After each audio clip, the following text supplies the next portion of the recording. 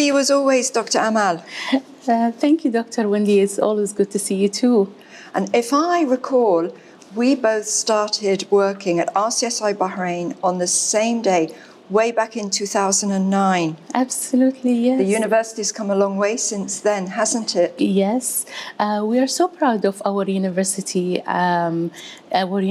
achievement, Yes. and how far we're going, yes. We are indeed, we are indeed. Yes. So I'm sure, Dr. Wendy, you already achieved also a lot of success stories and a lot of achievements in your department. So as a head of a student development and well-being, how would you reflect on students' success through their journey at RCSI? Well, yeah, as you know, my department focuses on students' academic, personal and professional development as we shape them into really world-class global healthcare practitioners and leaders.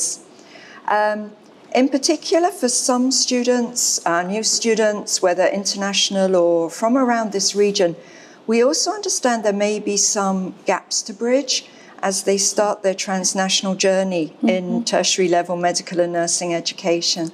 So how do you ensure students have the best learning experience?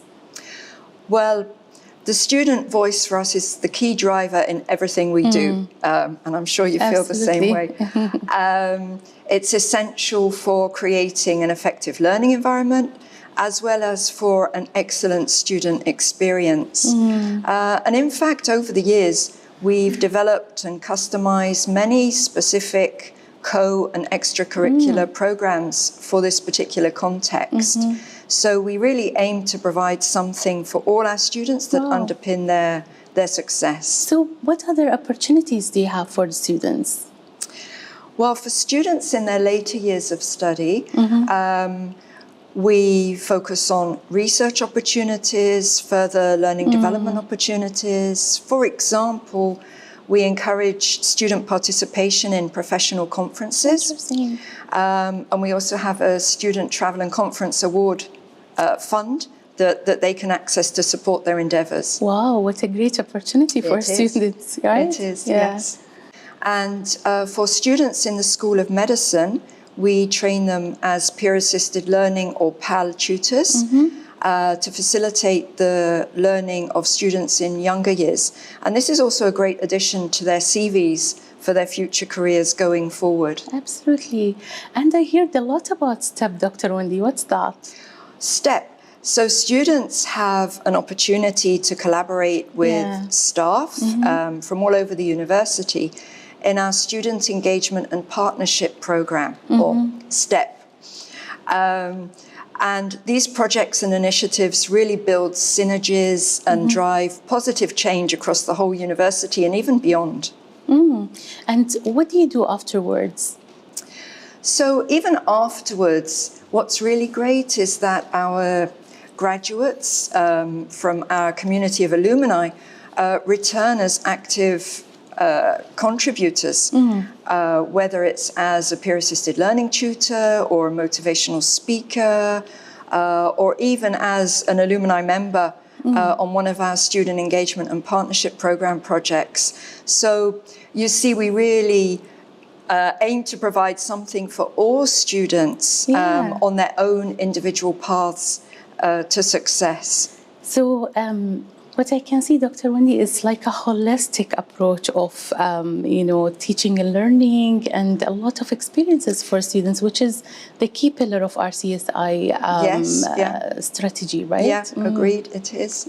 And for you, Dr. Amal, as head of our language and culture unit, how would you say you and your team have contributed to our students' success over the years?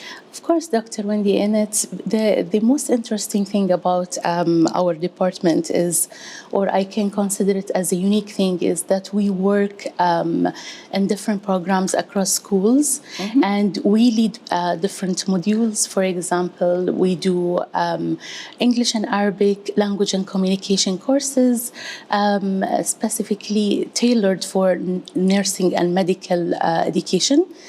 We also do history history of Bahrain and human rights. All these modules help students. In addition to that, we do deliver some courses and, for example, elective ones to do with, let's say, interprofessional education and collaboration, something to do with medical interpretation and translation. In addition to that, we do cultural competencies and healthcare and leadership in healthcare specifically. So it does help students in different ways. Yeah, absolutely. And what are your views, Dr. Amal, on interprofessional education? Yeah, well, Dr. Wendy, we firmly believe in the power of interprofessional education and collaboration. We have embraced it into as a cornerstone for our students' growth. So we prepare medical and nursing students professionally and personally to collaborate and work together during their higher education years, so that they are ready and they can minimize gaps to help them proceed into their clinical years and beyond.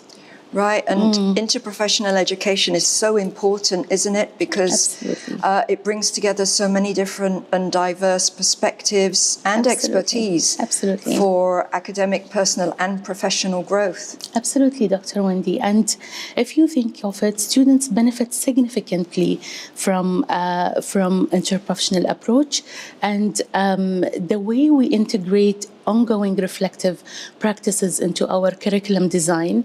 It empowers our students it empowers them to be in the heart of the learning experience itself. They can be so reflective on their practices. So what do we ensure through our practices in the department? We do, for example, through our modules, through our research collaboration, through community engagement initiatives, we focus on teamwork building, on developing students' communication skills, their leadership skills, so that they are equipped with the skill needed, so that when they grow to a level where they are more competent and responsible. And you know what's really unique about both our departments, Dr. Amal, is that we work across the whole university with students in all years and schools to really scaffold the success and foster their impact and their positive impact on society as effective and competent healthcare practitioners. Absolutely, yes. And look at them, Dr. Wendy, they are out there in the world making a huge difference. Yeah. And there are many more years of success, inshallah, to our students and to the university, more achievement. Yeah, we're very proud of them. We are so proud of them. Yeah, absolutely. Thank you, Dr. Wendy. It's really nice seeing you. Great seeing you, Dr. Thank you. Oh, that's really nice. Lovely with the buddies. 2014. Yes. Oh my God, I was so young. That's 2019. Look at this, Dr. Wendy. How young were we? Yes. 2014. At least this is 2019 now. It's a bit earlier. What a lovely comment about this. This is exactly what I was talking when I said the way we put students together to work and how we firmly believe about interprofessional education. Putting students in natural settings and scenarios where they work collaboratively for community engagement makes a huge difference. And we've seen a lot of that interaction between nursing and medical students, and it means a lot to us, I think, academic students to see them. So looking back at this, apart from thinking how young we all looked and how far we've come, it really makes me proud to think that these 2014 buddies, and the role of the buddy is to be a friendly guide to support new students as they start their transnational journey, which is what we were talking about.